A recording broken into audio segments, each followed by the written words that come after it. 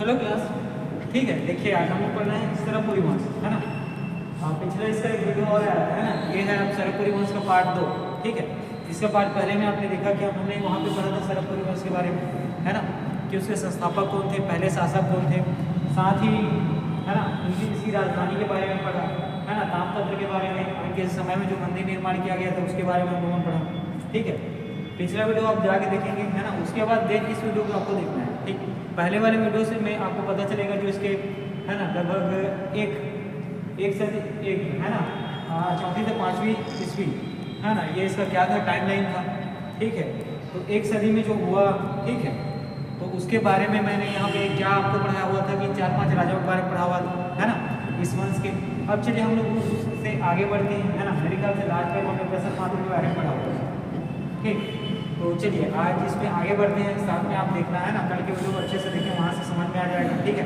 उसके बाद ये लिंक जो है आगे जुड़ते जाएगा, ठीक, कि हम लोग इसको कैसे पढ़े थे। चलिए आज हम लोग चालू करते हैं और देखते हैं सरबपुरी शासक नाम है सुदेवराज, ठीक है। नाम क्या है तो सुदेवराज, ठीक है। नाम याद रखना है आपको सुदेवराज। पहली बात तो ये याद रखनी कि कौन है तो सरबपुरी वंश का शासक है, ठीक है। अब देखिए सर्वाधिक ताम्रपत्र, है ना, ताम्रपत्र, शिलालेख और इसकी राजधानी, साथ ही मंदिर निर्माण के बारे में मैंने इसके पिछले वीडियो में आपको अच्छे से बताया, ठीक है। वहाँ जब आपको पढ़ेंगे तो आज के वीडियो में आज लिंक कर पाएंगे, ठीक है। तो देखिए सर्वाधिक जो ताम्रपत्र था वो किसने जारी किया था तो सरबपुरी शासक सुदेवराज, ठीक है। ये नाम आपको याद रखना है, इन्होंने सर्वाधिक ताम्रपत्र जारी किया, किसने तो सुदेवराज।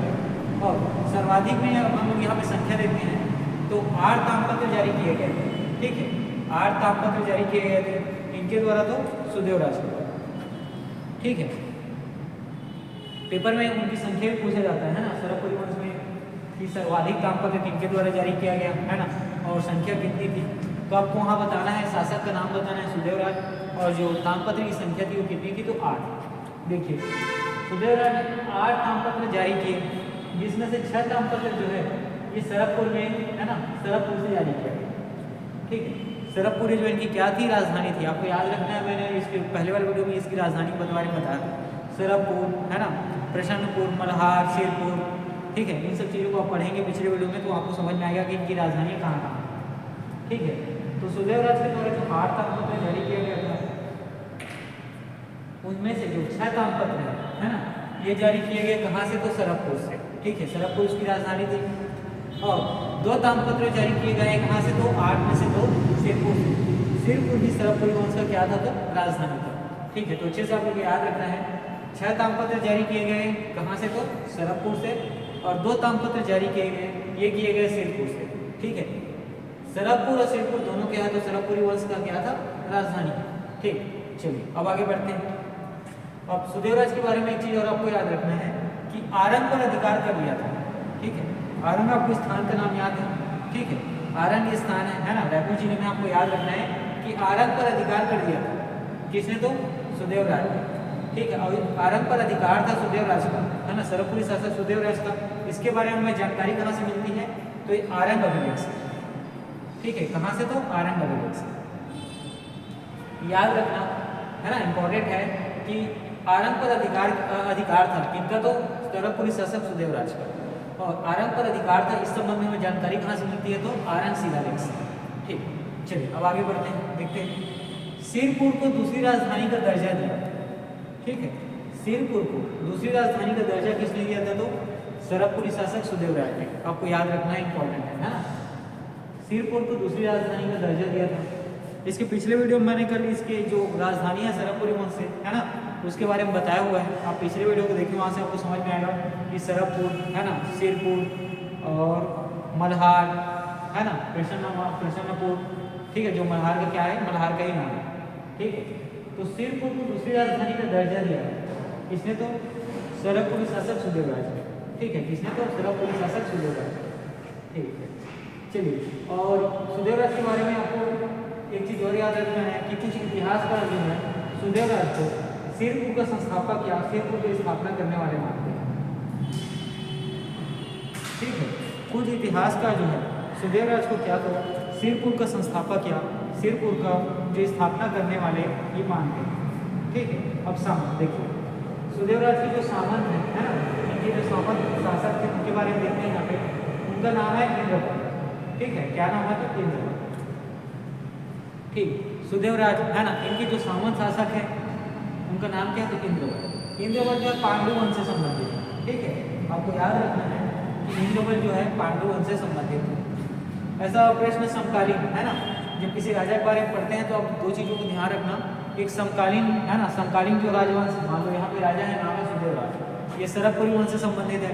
इसी प्रकार इनके समकालीन वंश को भी देखते जाना है ना, कि कौन से वंश इसके समकालीन उस क्षेत्र पे और है ना, जैसे सरभपुर क्षेत्र की जो राजधानी है यहाँ पे सरभपुरी वंश का क्या था, शासन था, तो उसके है ना इनके शासन के क्षेत्र के बाहर उस समय और किन है ना या किन राजवंशों का शासन था, उसी के बारे में यहाँ पे आपको ध्यान देखना है कि समकालीन राजवंश कौन था।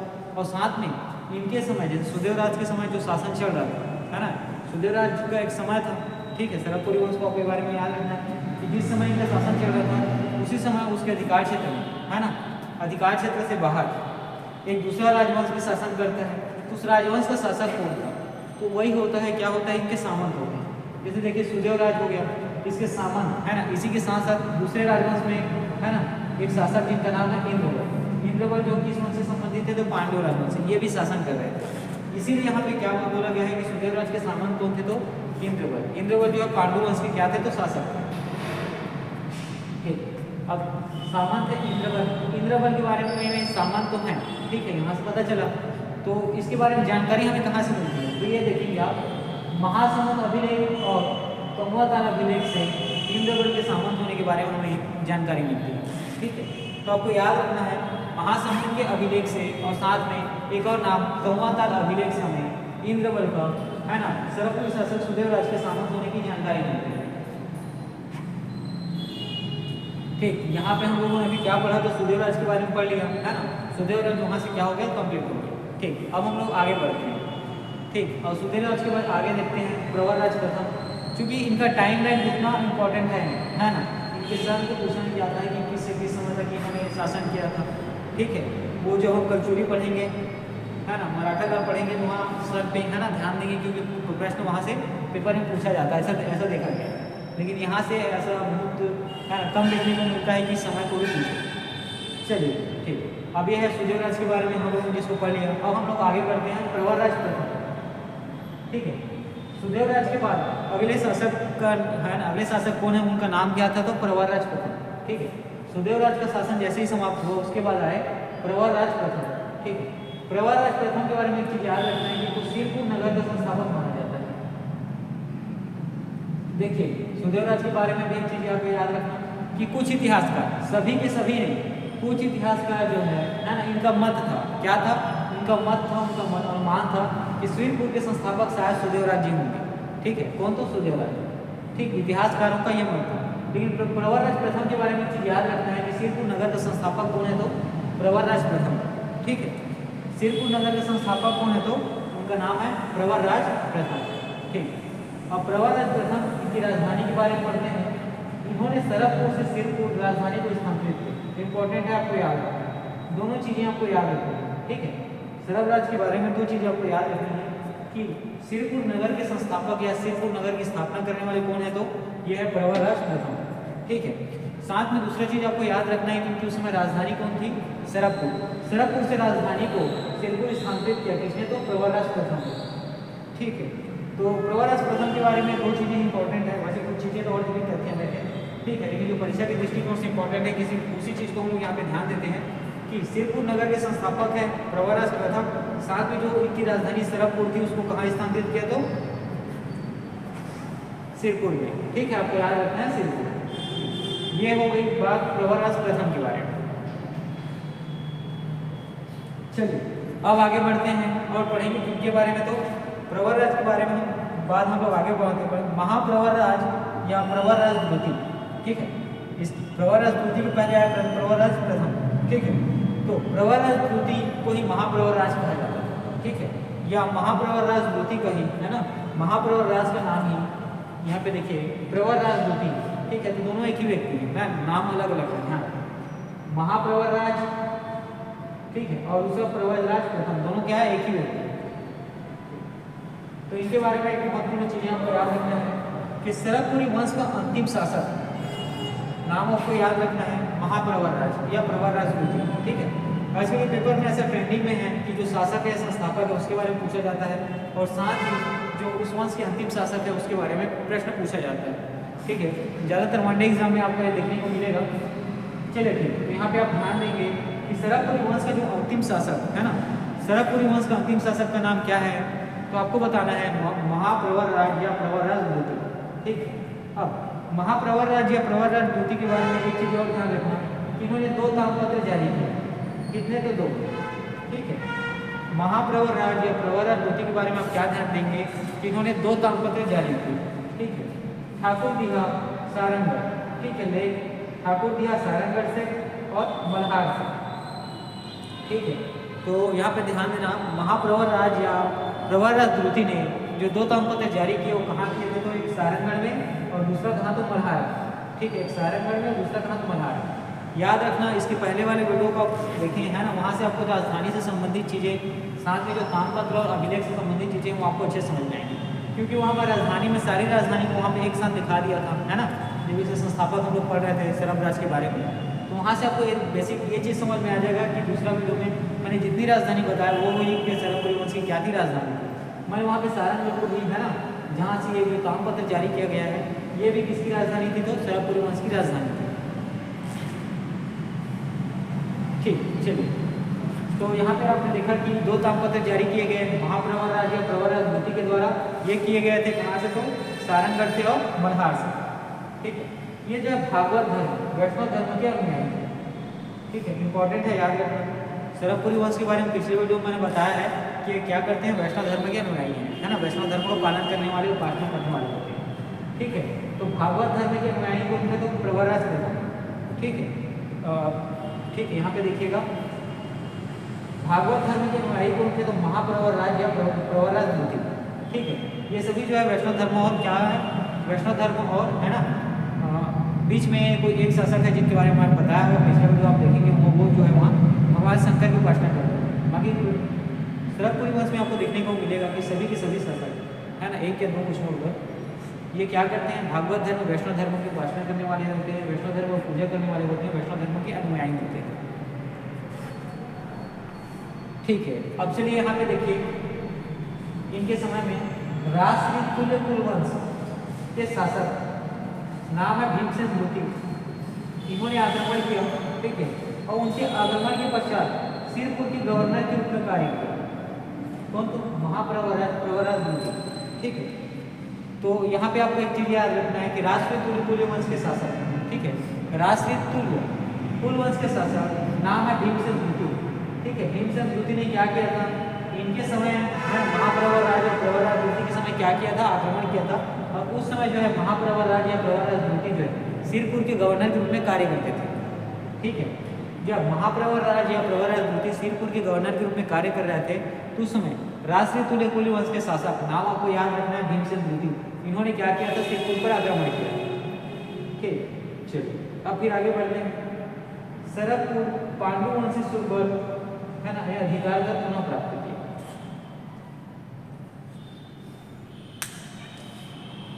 ठीक है। अब इसमें सरकपुरी शासक, है ना, और ध्यान देना यहाँ पे, ठीक है, पांडुवंशी सुरबल, ठीक है। सरकपुर ये स्थान का नाम है ना, साथ में इसकी राजधानी किनकी? तो सरकपुरी वंश की, है ना, सरकपुरी वंश की राजधानी है सरकपुर। यहाँ पर पांडुवंशी, है ना, शासक का नाम आपको याद रखना है सुरबल, ठीक है। इसने क्या किया? अधिकार किया, इसको पुनः प्राप्त किया, ठीक है। यहाँ पे क्या हुआ कि सरकपुर, है ना, ये राजधानी थी, यहाँ पे आक्रमण किया किसने? तो पांडुवंशी शासक सुरबल ने। पांडुवंशी शासक सुरबल ने क्या किया? आक्रमण किया और जीत हुई पांडुवंशों, है ना, पांडुवंशियों की, और इन्होंने क्षेत्र पर, सरकपुर पर क्या किया? अधिकार कर लिया, ठीक है। सरकपुर पर अधिकार कर लिया और ये क्षेत्र इनको पुनः प्राप्त हो गया, ठीक है। इसके पहले वाले वीडियो में आप देखेंगे, वहाँ पर आपको युद्ध देखने को मिलेगा, है ना, जिसमें क्या होता है कि इस क्षेत्र पर आक्रमण किया जाता है, किसके द्वारा? तो पांडुवंशियों के द्वारा, ठीक है। आक्रमण करके उस क्षेत्र में क्या कर लिया जाता है? अधिकार कर लिया जाता है, कब्जा कर लिया जाता है। उसके बाद, है ना, जो सरकपुरी वंश के शासकों के द्वारा फिर उस क्षेत्र में क्या किया जाता है? युद्ध किया जाता है और अधिकारी लोग क्या करते हैं? अधिकारी मतलब अपना जो शासन है उसको पुनः प्राप्त कर लेते हैं। यहाँ पर फिर आपको देखने को मिलेगा कि सरभपुर जो सरभपुरी वंश की राजधानी है, वहाँ पर पांडुवंशी शासक नाम है सुरबल, है ना। पांडुवंशी शासक सुरबल क्या करते हैं, आक्रमण करते हैं, युद्ध में इनकी जीत होती है। ये जो है उस क्षेत्र को क्या करते हैं, अपने अधिकार में ले लेते हैं, और ठीक है अपने अधिकार में ले लेते हैं, उस क्षेत्र को पुनः प्राप्त कर लेते हैं। ठीक है, अब चलिए आगे बढ़ते हैं, देखते हैं।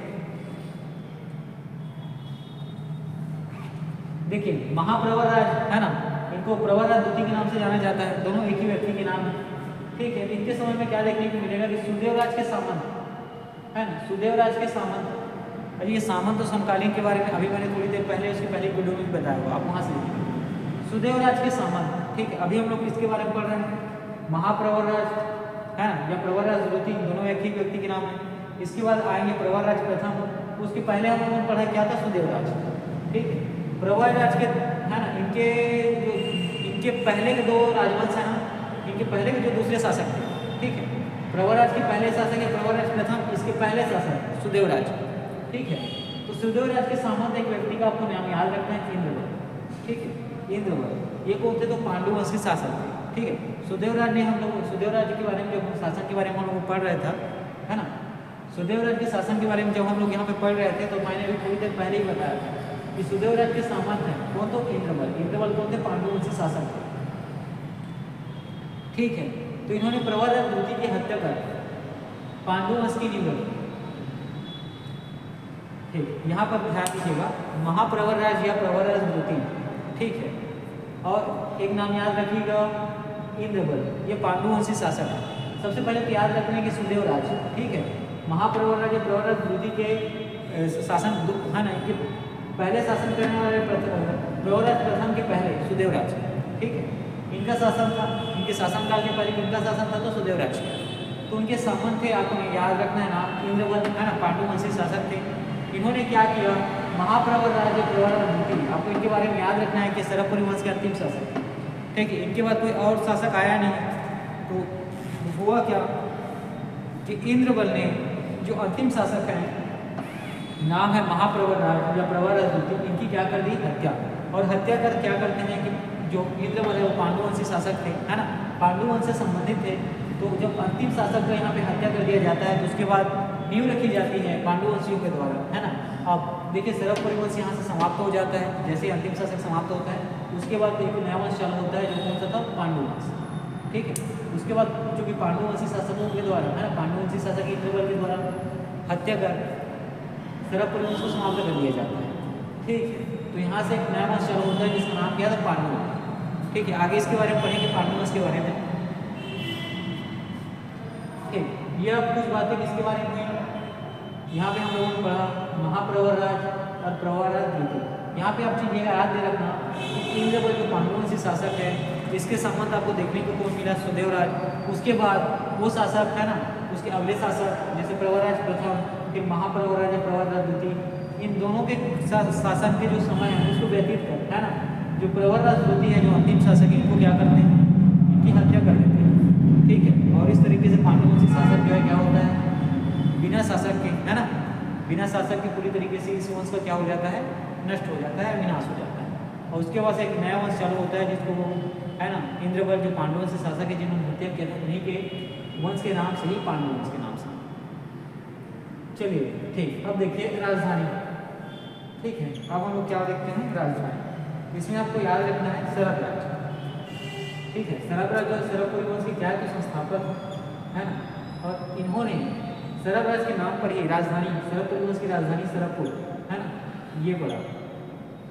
ठीक है, तो यहाँ पे आप ध्यान रखेंगे कि सरभपुरी वंश के संस्थापक का नाम क्या था, ये प्रथम शासक जो है सरभ राज थे, और इनके नाम पर ही राजधानी का नाम सरभपुर रखा गया। ठीक है, अब इसी में देखिए प्रसन्नमात्र सरभपुरी वंश के शासक। ठीक है, इन्होंने मल्हार या प्रसन्नपुर, ठीक है, जो आज का वर्तमान मल्हार है, इसको पहले प्रसन्नपुर के नाम से जाना जाता था सरभपुरी वंश के समय।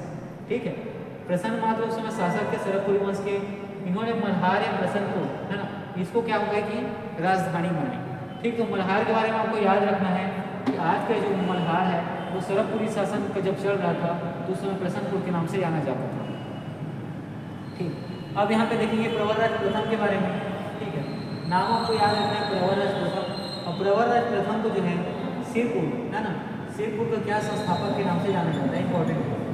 ठीक है, आप यहाँ पे ध्यान दिया है ना कि सुदेवराज के बारे में मैंने भी आपको एक चीज़ पढ़ाया था कि सिरपुर को दूसरी राजधानी का दर्जा दिया। ठीक है, सिरपुर को दूसरी राजधानी का दर्जा दिया था किसने, तो सुदेवराज ने। इसीलिए कुछ इतिहासकारों का अपना एक मत था, है ना, कि सिरपुर के जो संस्थापक हैं वो कौन है, तो सुदेवराज है। ठीक है, क्या था उनका मत, था उनका अनुमान था। लेकिन जब प्रश्न में ऐसा पूछा जाएगा कि सिरपुर नगर के संस्थापक कौन है, तो वहाँ पे आपको बताना है प्रवरराज प्रथम।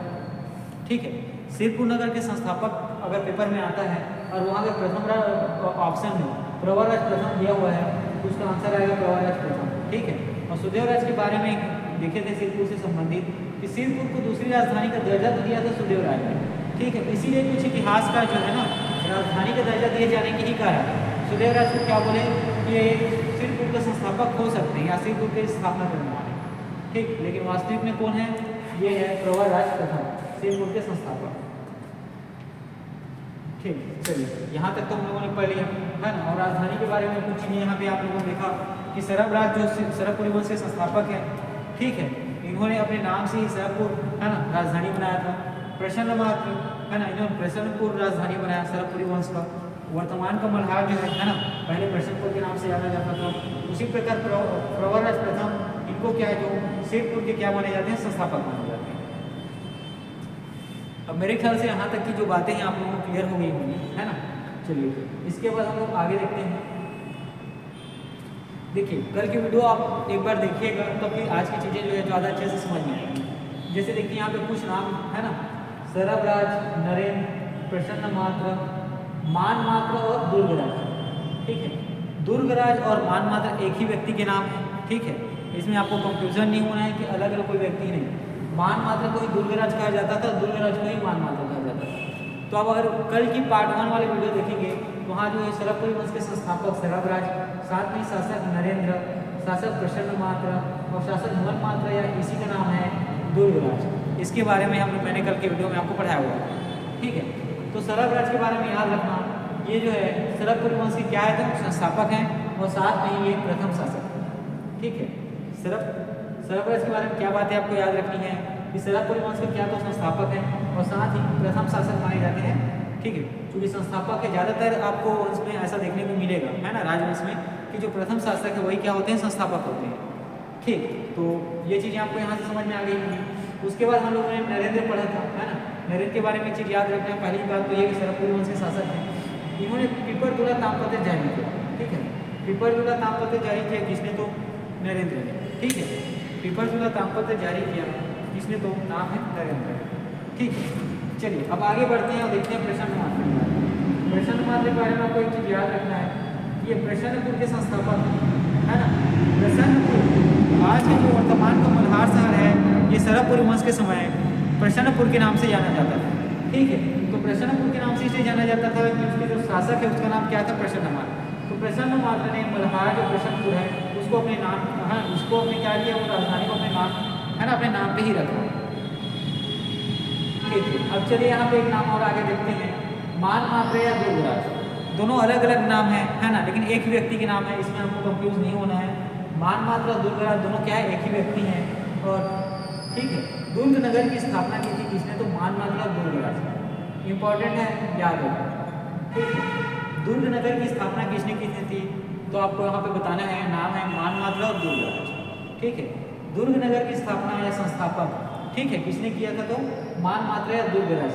ज़्यादातर पेपर में आपको दुर्गराज ये देखने को मिलेगा, है ना। इंपॉर्टेंट है, आपको याद रखना है कि दुर्ग नगर की स्थापना किसने की, तो दुर्गराज। ठीक है, क्योंकि यहाँ से आदमी को क्या मिलता है, क्लू मिल जाता है, साइन मिल जाता है। तो आप मान मात्र भी अच्छे से याद रखेंगे, क्योंकि मान मात्र जो है इसे लिंक नहीं करता है। तो पेपर में ऐसा पूछा जा सकता है ना, कि दुर्ग शहर की स्थापना किसने की, तो मान मात्र, है ना।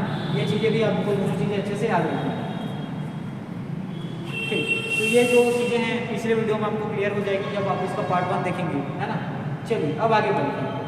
अब प्रवरराज प्रथम, इसके बारे में अभी हम लोग थोड़ी देर पहले पढ़ा है। ठीक है, प्रवरराज प्रथम जो है सिरपुर को इन्होंने क्या किया, राजधानी बनाया। ठीक है, सिरपुर को क्या किया, इन्होंने राजधानी बनाया। ठीक है, प्रवरराज प्रथम के बारे में आपको क्या चीज़ याद रखनी है कि सिरपुर को इन्होंने राजधानी बनाया। साथ ही सिरपुर के जो वास्तविक संस्थापक हैं, ठीक है, सिरपुर के जो वास्तविक संस्थापक हैं वो कौन है, तो वो है प्रवरराज प्रथम, याद रखना है आपको। ठीक है, प्रवरराज प्रथम के बारे में आपको क्या चीज़ याद रखनी है कि पहली बात तो ये कि सिरपुर को राजधानी बनाया, साथ ही सिरपुर के वास्तविक संस्थापक हैं। उसी प्रकार है ना, यहाँ पे मैं सिद्धराज के बारे में आपको बता रहा था, इससे पहले आप ध्यान देना कि सिरपुर के संस्थापक ये भी माने जाते हैं सुदेवराज। ठीक, कभी प्रश्न में आपको है ना कंफ्यूजिंग होगा, सिरपुर की राजधानी बनवाया था किसने, तो प्रवरराज प्रथम ने, उसने राजधानी बनाया, साथ ही वास्तविक संस्थापक कौन है, तो प्रवरराज प्रथम। उसी प्रकार सुदेवराज के बारे में याद रखना है आपको एक चीज़ें कि सिरपुर के संस्थापक भी माने जाते हैं कौन, तो सुदेवराज।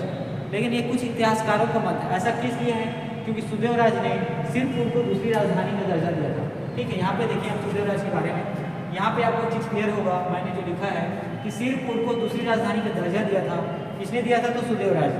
ठीक है, तो यहाँ पे जो मैंने लिखा है इसमें आप ध्यान देंगे कि सिरपुर का जो वास्तविक संस्थापक है वो प्रवरराज प्रथम है, और सिरपुर को राजधानी का दर्जा दिया था सुदेवराज ने, इसीलिए कुछ इतिहासकार जो है सुदेवराज को ही क्या करते हैं, सिरपुर का संस्थापक मानते हैं। ठीक, यहाँ से दोनों चीज़ें क्लियर हो गई होंगी, है ना। चलिए अब देखिएगा, महाप्रवरराज या प्रवरराज द्वितीय, ये जो है सरभपुरी वंश के अंतिम शासक है। ठीक है, सरभपुरी वंश के अंतिम शासक है, आपको याद रखना है। महाप्रवरराज या प्रवरराज द्वितीय दोनों एक ही व्यक्ति के नाम है, और ये जो है सिरपुर, ये जो है सरभपुरी वंश के अंतिम शासक है। ठीक, आपको बहुत अच्छे से याद रखना है संस्थापक और अंतिम शासक के बारे में। मैं आपको बार बार बोल रहा हूँ कि पेपर में है ना, आजकल पेपर में ट्रेंडिंग में है और ये पूछा जा रहा है।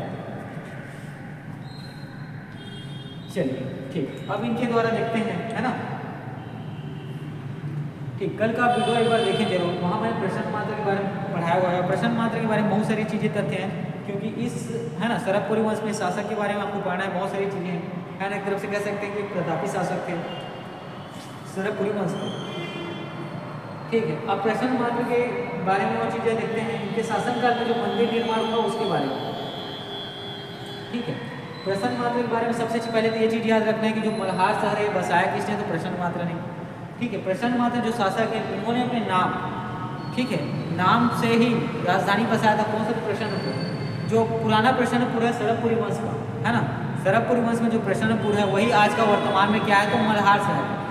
ठीक है, अब प्रश्न मात्र ने और क्या किया, मल्हार शहर को वैसे मंदिरों की नगरी के नाम से भी जाना जाता है ना, बहुत सारी आपको पुरानी मंदिर वहाँ आपको देखने को मिलेगी। ठीक है, तो यहाँ पे आपको ध्यान देंगे, है ना, मल्हार के बारे में बात हो रही है तो।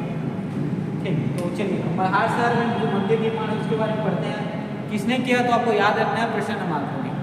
ठीक, तो पतालेश्वर महादेव मंदिर इंपॉर्टेंट है, याद हो क्या, तो पतालेश्वर महादेव मंदिर ये कहाँ है, तो मल्हार में, और निर्मित किसके समय हुआ, तो सरभपुरी शासक प्रश्न मात्र के समय। ठीक है, याद रखना। उसी प्रकार डिंडेश्वरी मंदिर ये भी कहाँ है, तो मल्हार में है, और इसका भी निर्माण किसके शासनकाल में हुआ, तो प्रश्न मात्र के शासनकाल में हुआ। याद रखेंगे, है ना, कभी ऐसा प्रश्न आया है कि पतालेश्वर महादेव मंदिर या डिंडेश्वरी मंदिर जो है जो मल्हार में स्थित है ये किसके शासनकाल में निर्मित हुआ, तो वहाँ आपको बताना है क्या नाम, वहाँ आपको बताना है प्रश्न मात्र का नाम। ठीक है, साथ में ये अगर पूछा ऐसा प्रश्न है कि पतालेश्वर महादेव मंदिर जो मल्हार में स्थित है और डिंडेश्वरी मंदिर जो मल्हार में है, ये कौन से राजवंश से संबंधित है या किस राजवंश के द्वारा बनाया गया है, तो आपको यहाँ पे बताना है सरभपुरी वंश के द्वारा बनाया गया। किसके द्वारा, तो सरभपुरी वंश के द्वारा बनाया गया। ठीक है, अब चलिए देखिए प्रश्न मात्र के बारे में आपको यहाँ पे दिखा क्या कि पतालेश्वर महादेव मंदिर इसको बनवाया किसने, तो प्रश्न मात्र ने। उसी प्रकार डिंडेश्वरी जो मल्हार में स्थित मंदिर है इसको भी प्रश्न मात्र के शासनकाल में ही बनवाया गया। अब एक चीज़ याद रखिए, आगे बढ़ते हैं, चतुर्भुजी विष्णु मंदिर ये भी है मल्हार में। ठीक है, चतुर्भुजी का मतलब आप समझ रहे होंगे चार भुजा वाले, है ना, चार भुजा वाले विष्णु मंदिर ये कहाँ है, तो मल्हार में है, और ये भी किसके समय बनवाया गया, तो प्रश्न मात्र के समय ही बनवाया गया था। या चतुर्भुजी विष्णु मंदिर, है ना, ऐसा प्रश्न पूछा जाता है जो मल्हार में स्थित है, ये इसको कौन से राजवंश ने बनवाया था, तो आपको याद रखना है नाम सरभपुरी वंश, है ना, सरभपुरी वंश के द्वारा बनवाया गया था। और सरभपुरी वंश के शासक उस समय नाम याद रखना है प्रश्न मात्र के द्वारा क्या उसी के शासनकाल में चतुर्भुजी जो विष्णु का मंदिर है मल्हार में क्या किया गया था, बनवाया गया था। ठीक, चलिए आगे बढ़ते हैं और देखते हैं यहाँ पे, है ना, देवरानी जेठानी, ये बहुत इंपॉर्टेंट है, ये प्रश्न पूछा गया है ना, बार बार पूछा जाता है। ठीक है, देवरानी जेठानी मंदिर जो तालागांव बिलासपुर में है, ये भी प्रसन्न मात्र के शासन काल में ही बना है। ठीक है, आपको याद रखना है प्रसन्न मात्र के बारे में इसी चीज़ों को याद रखना इंपॉर्टेंट है कि देवरानी जेठानी मंदिर जो ताला गांव बिलासपुर में स्थित है, ये कौन से शासक के समय बनाया गया है, तो आपको याद रखना है प्रसन्न मात्र। ठीक है, और कौन से वंश से संबंधित है, तो वंश का आपको नाम याद रखना है सरबपुरी वंश, है ना। कौन सा, तो सरबपुरी वंश। ठीक है, तो देवरानी जेठानी मंदिर जो ताला गांव में स्थित है ना, इसको आप अच्छे से याद रखेंगे कि प्रसन्न मात्र के शासनकाल में बनवाया गया है, साथ ही सरबपुरी वंश से संबंधित है। चलिए ठीक है, ये अभी हम लोगों ने पढ़ा प्रसन्न मात्र के शासनकाल में जो निर्मित मंदिर थी उसके बारे में, है ना। यहाँ पे 4 मंदिर का नाम याद रखेंगे, पतलेश्वर महादेव मंदिर, लीलेश्वरी मंदिर मल्हार में, चतुर्भुजी विष्णु मंदिर और साथ में देवरानी जेठानी मंदिर। अब इतनी बात है तो बात हम लोग आगे बढ़ते हैं सरबपुरी वंश में। अब देखिए कुछ अन्य तथ्यों के बारे में पढ़ते हैं जो ही परीक्षा के दृष्टिकोण से क्या है, जरूरी है, इंपॉर्टेंट है। चलिए ठीक, अन्य तथ्य के बारे में डिस्कशन करते हैं। देखिए जो सरबपुरी वंश ने जो ताम्रपत्र जारी किए थे उस ताम्रपत्र में आपको क्या देखने को मिलेगा, तो तिथि, है ना, समय, तारीख, वर्ष देखने को मिलेगा, जिस स्थान से जारी किया गया था उस स्थान का नाम देखने को मिलेगा, साथ ही जिसने जारी किया उस लेखक का, है ना, उत्कीर्ण आपको देखने को मिलता है। ठीक है, यहाँ पे सरबपुरी वंश के बारे में क्या देखा, इनके शासकों के द्वारा जो ताम्रपत्र जारी किया गया था, है ना, उस ताम्रपत्र में तिथि, साथ ही जिस स्थान से जारी किया गया था उस स्थान का नाम, साथ ही जिस वर्ष में जारी किया था उस वर्ष का नाम, और जो लेखक है जिनके द्वारा वो जारी किया गया था, जिसने उसको लिखा था, उसका नाम भी आपको यहाँ पे क्या होगा, देखने को मिलता है। ठीक है, तो इस चीज़ों को आप याद रखेंगे। ठीक है, इसके पहले हम लोग सरबपुरी वंश के पहले जब नल वंश के बारे में पढ़ रहा था, है ना, जब हम लोग पढ़ रहे थे नल वंश के बारे में, तो वहाँ आपको क्या है कि अभिलेखों में, है ना, ताम्रपत्रों में क्या देखने को नहीं मिला, समय देखने को नहीं मिला है, तिथि देखने को नहीं मिला था, है ना, वर्ष देखने को नहीं मिला, साथ ही इनके द्वारा लिखा गया है उसके नाम भी वहाँ पे अंकित नहीं थे।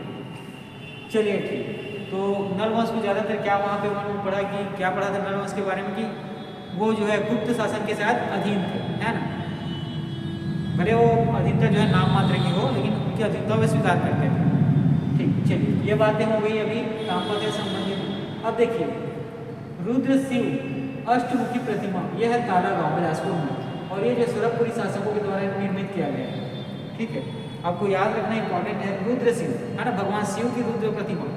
ठीक है, जिसमें अष्टमुखी 8 मुखों वाली प्रतिमा है। ठीक है, कैसी है, तो अष्टमुखी प्रतिमा है। ये कहाँ है, तो ताला गांव, और इसको भी निर्मित किया गया था सरबपुरी वंश के शासकों द्वारा। ठीक है, नाम याद रखना है ना।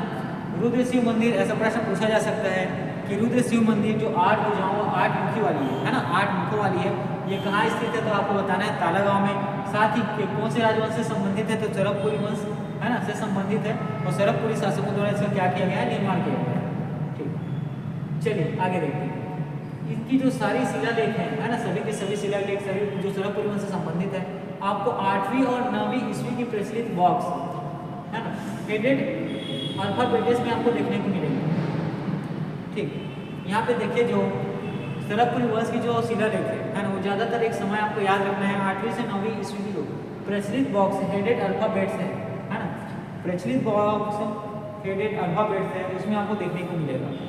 ठीक, तो ये भी चीज़ें इंपॉर्टेंट है जो शिलालेख से संबंधित है, और कौन से समय की शिलालेख, उस समय को आपको याद रखना है 8वीं से 9वीं ईस्वी के बीच की जो शिलालेख प्राप्त है, उसमें जो है ना बॉक्स हेडेड अल्फाबेट्स आपको देखने को मिलेंगे।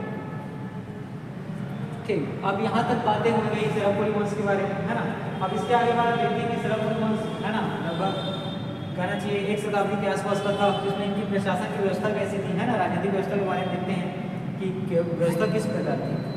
ठीक, देखिए इसमें जो गांव होते हैं ना, जो आज के वर्तमान गांव थे, वो उस समय भी सरबपुरी वंश के समय भी क्या थी, सबसे छोटी इकाई थी। ठीक है, मतलब प्रशासन की सबसे छोटी इकाई कहाँ से चालू होती है, गाँव से चालू होती है।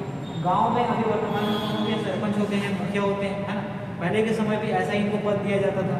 साथ में वहाँ आपको पटवार देखने को मिलेगा, है ना, पटवारी देखने को मिलता है।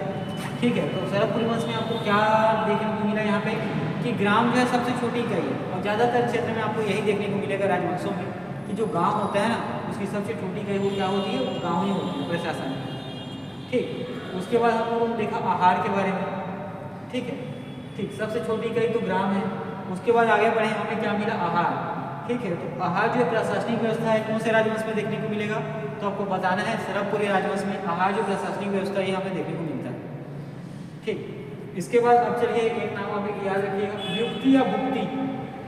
ठीक है, वियुक्तीय भुक्तीय जो प्रशासनिक व्यवस्था है ये कौन से राजवंश से संबंधित है, तो आपको याद रखना है सरवपुरी राजवंश से संबंधित है। देखिए क्रम से आगे बढ़ते जाइएगा तो सबसे छोटा कौन सा है, तो ग्राम है ना। प्रशासनिक व्यवस्था में सबसे छोटा कौन सा, सरवपुरी वंश में ग्राम। उससे बड़ा कौन सा है, तो आहार, ठीक है।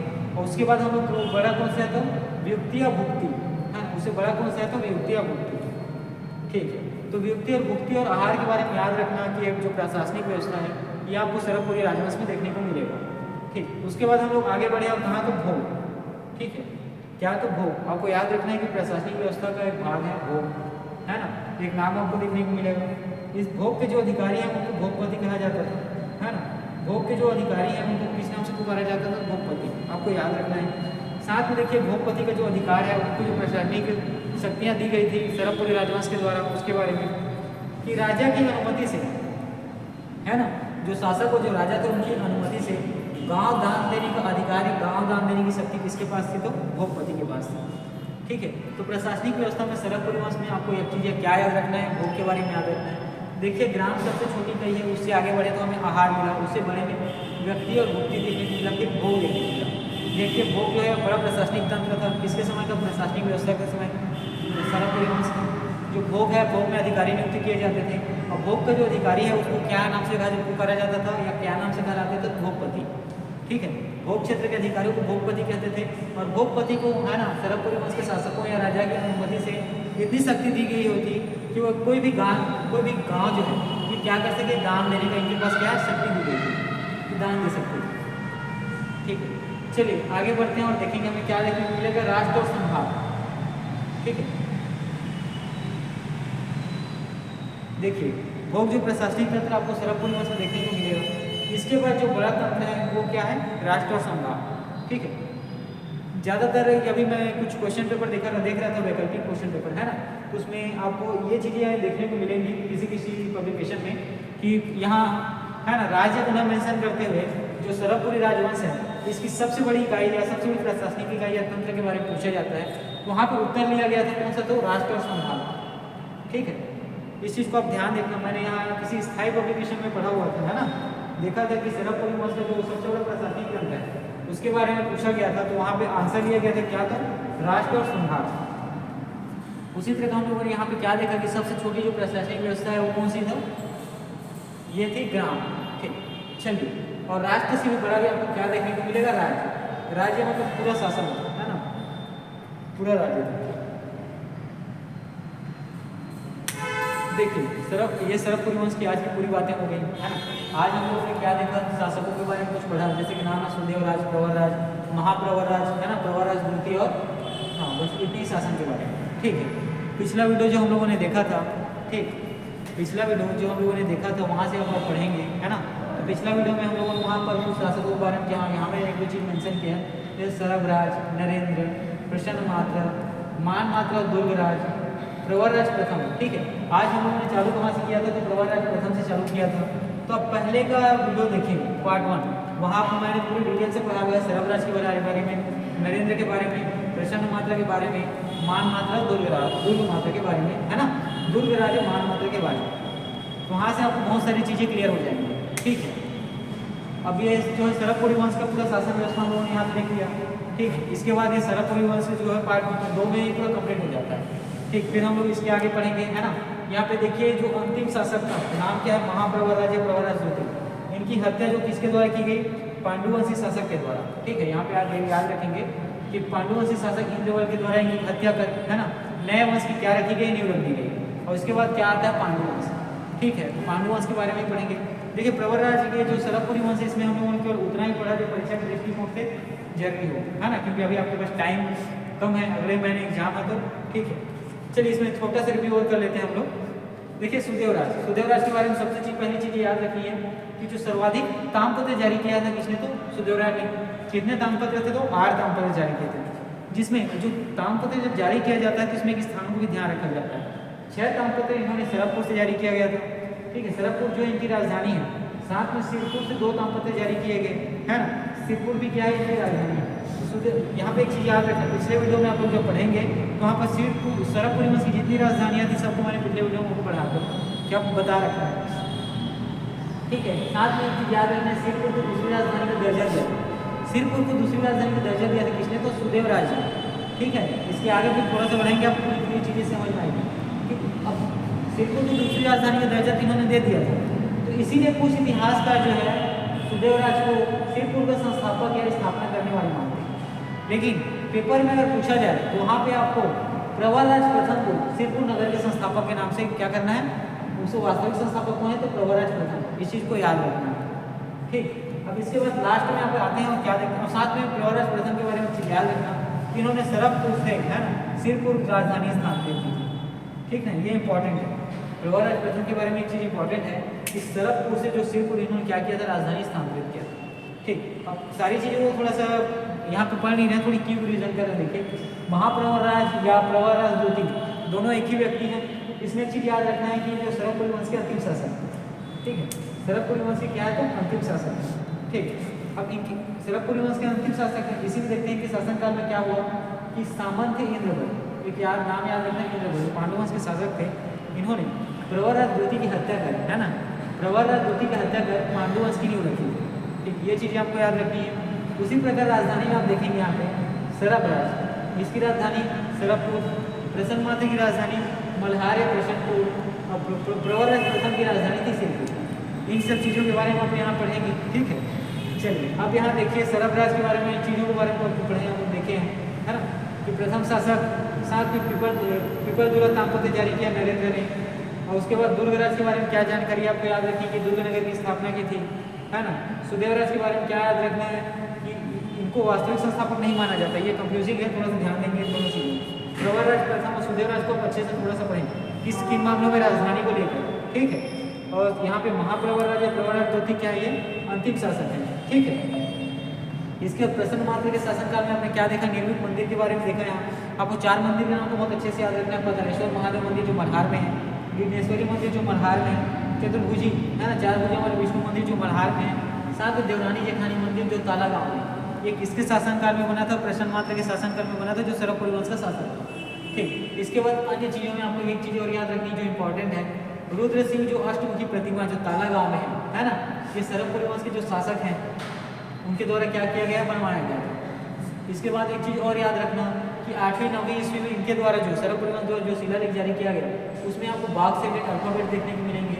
और सरबपुरी वंश में एक चीज़ें जो है पांडु, इसके पहले हम लोगों ने पढ़ा था नल वंश, वहाँ देखने को नहीं मिली थी कि उनके द्वारा जो ताम्रपत्र जारी किया गया था उसमें तिथि, किस वर्ष जारी किया गया, स्थान और साथ में लेखक का नाम अंकित नहीं थी। लेकिन सरबपुरी वंश में सारी चीज़ें आपको यहाँ से देखने को मिलेंगी। और यहाँ पे जो प्रशासनिक व्यवस्था है इसके बारे में हम देखेंगे। ग्राम है ना, आहार, व्यक्ति या भुक्ति, भोग, राष्ट्र और संभाग और राज्य। ठीक है, इसमें एक क्रम से देखेंगे तो ग्राम सबसे छोटा होता है, उससे बड़ा आहार होता है, उससे बड़ा व्यक्ति या भुक्ति, उससे बड़ा भोग, और उससे बड़ा राष्ट्र और संभाग, उससे बड़ा होता है राज्य। ठीक है, क्योंकि राज्य सबसे बड़ा होना चाहिए सरबपुरी वंश में, लेकिन मैंने जैसा आपने थोड़ी देर पहले बताया कि कहीं मैंने इसका आंसर राष्ट्र या संभाग लिया और देखा है। इस चीज़ को आप थोड़ा सा है ना ध्यान में रखेंगे पेपर में कि ऐसा पूछा जाएगा प्रश्न, सरबपुरी वंश के जो प्रशासनिक व्यवस्था के तहत सबसे बड़ा जो इकाई है क्या होता है? तो राष्ट्र और संभाग। ठीक है, अब यहाँ पे देखिए भोगपति जो अधिकारी है इसका नाम है भोगपति, और भोगपति को राजा या शासक के द्वारा इतनी उनकी अनुमति से है ना इतनी शक्ति दी गई थी कि गांव को दान के दे सके। गांव को दान देने का अधिकार या गांव को दान देने की शक्ति इनको ज्ञाति मिली हुई है।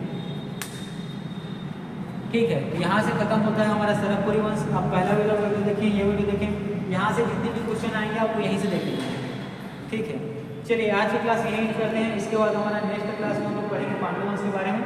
ठीक है, साथ में इसके बाद इस महीने के लास्ट तक घोषित किया जाएगा कि कलचुरी वंश, मराठा वंश, साथ में जो अंग्रेजों का है ना 1857 के आसपास का समय है। और हाँ, कल की वीडियो में मैंने छत्तीसगढ़ में की जो भागीदारी थी है ना स्वतंत्रता आंदोलन में, उसको भी पढ़ाया हुआ था। तो वीडियो देखेंगे थोड़ी देर बाद है ना, उसका पार्ट 2 आएगा, आप वो भी देखिए। चलिए ठीक, आज की क्लास यहीं टप करते हैं।